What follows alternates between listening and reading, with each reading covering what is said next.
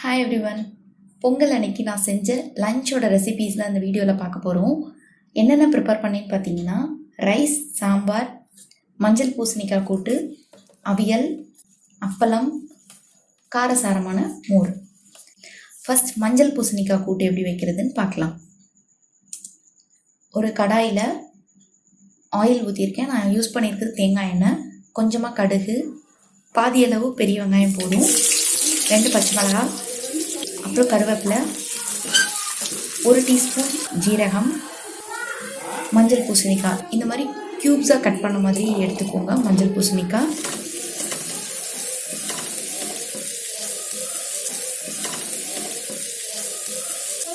மூடி வச்சு வேக வச்சுக்கோங்க. பாதி வந்ததுக்கப்புறமா சால்ட் போட்டுடலாம்.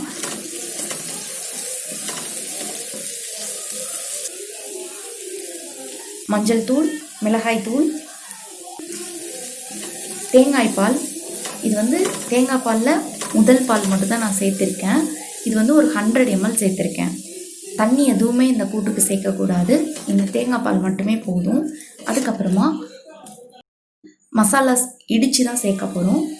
மிளகு, ஜீரகம், பூண்டு, இந்த 3ஐயும் நல்லா இடித்து சேர்த்துக்கலாம்.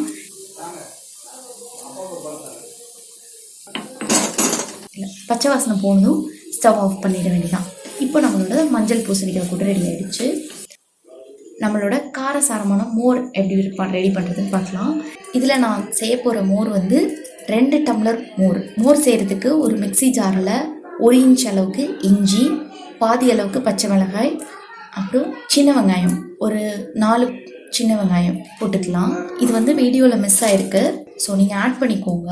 கொஞ்சமாக மல்லி இலை, சின்ன பீஸ் கருவேப்பிலை, அப்புறமா தேவையான அளவுக்கு உப்பு, கொஞ்சமாக ஜீரகம், இவ்வளோத்தையும் போட்டுட்டு இப்போ தயிர் சேர்த்துட்டேன். இது கூட தேவையான அளவுக்கு தண்ணி சேர்த்து நல்லா அடித்து எடுத்துக்க வேண்டியதான். காரசாரமான மோர் ரெடி ஆகிடுச்சு. இதை ஃபில்டர் பண்ண தேவையில்லை, அப்படியே நம்ம சாதத்தில் ஊற்றி சாப்பிட்டுக்கலாம். ரொம்ப நல்லாயிருக்கும். அடுத்தது அவியல் செய்ய போகிறோம். பீன்ஸ், வாழைக்காய், சேனக்கிழங்கு, கத்திரிக்காய், பொடலங்காய், கேரட், இது எல்லாத்தையும் 1 இன்ச் நீளம் குச்சி குச்சியாக இருக்கிற மாதிரி கட் பண்ணிக்கணும். அந்த மாதிரி சைஸில் ஈவனாக கட் பண்ணிக்கோங்க. அப்படின்னா பார்க்குறக்கு அழகாக இருக்கும். இந்த காய் போட்டிருக்கோன்னா அது பாதி அளவுக்கு முங்குற அளவுக்கு தண்ணி வச்சா போதும். தென் இதில் கொஞ்சமாக மஞ்சள் தூள் சேர்த்து வேக வச்சுருக்கேன்.